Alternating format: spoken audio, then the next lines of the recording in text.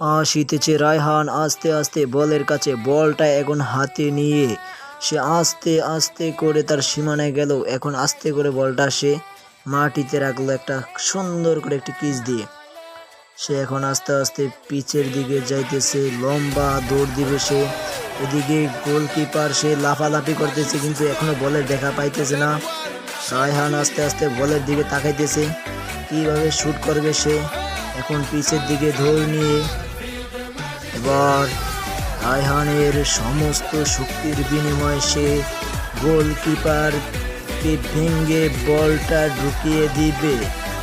রায়হান আসিতেছে আসিতেছে আসিতেছে, শট মারলো। এটা হলো কি হলো এটা? প্লেয়ার হয়ে গেছে। দর্শক এখন হাসাহাসি করতেছে। এদিকে কোচের তো মাথা একবারেই গরম, সে তাকে কি করবে।